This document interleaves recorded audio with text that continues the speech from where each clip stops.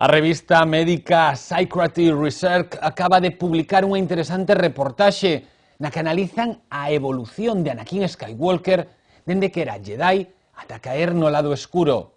Esta investigación, levada a cabo por dous psicólogos franceses un pouco frikis, remata ca conclusión de que Darth Vader non era malo, senón borderline. Ante estas afirmacións, un exmembro das forzas imperiais que actualmente reside na Rúa da Conga sae na defensa do que fora o seu xefe e atribúe o seu comportamento maligno aos problemas de Vader cas mulleres. Estes dous psicólogos franceses, que prefiren manterse no anonimato dado o arriscado da súa investigación, traballaron o personaxe de Anakin Skywalker nos episodios 2 e 3 da saga de Star Wars. Segundo os datos recollidos en El ataque de los clones e en La venganza de los Sith, chegaron á conclusión de que a violencia de Darth Vader, a súa tendencia cara ao lado escuro e o moito que lle atormentaba o seu pasado, poderíase explicar se fose borderline. Estas afirmacións revolucionaron a moitos dos homes que formaron parte das tropas imperiais.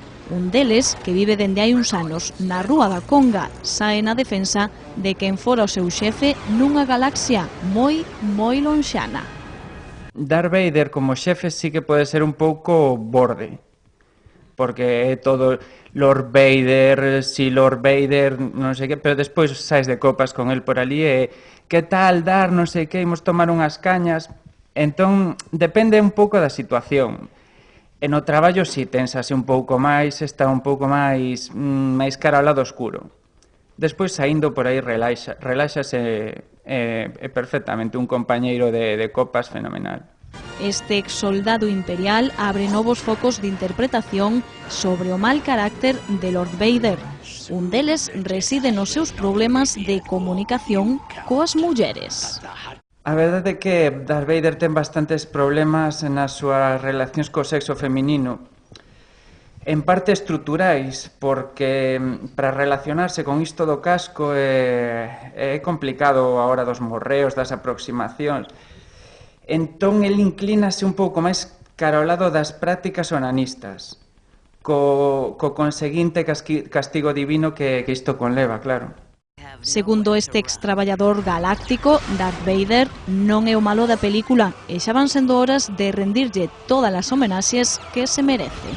Nos dende o exército imperial levantamos un sable luminoso por Darth Vader, porque non sempre ten por que ser o malo da película. Que lle cortase o brazo ao seu fillo, pois é algo que lle pode pasar a calquera. E tamén nos gustaría que se recoñecese un pouco o seu labor ao fronte do exército e que lle dedicasen algunha rúa ou que lle puxesen o seu nome aos nenos.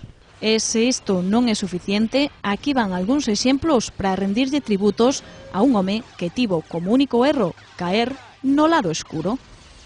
Entón, por exemplo, imagina o lado do Corte Inglés a praza Darth Vader. Ou que sei, na Zona Bella. Na Zona Bella, pois, en lugar da Quintana, praza Darth Vader. E logo, pois, nenos, pois, eu que sei, Jonathan Darth Vader de Todos los Santos. Sería algo bonito e de xustiza, realmente.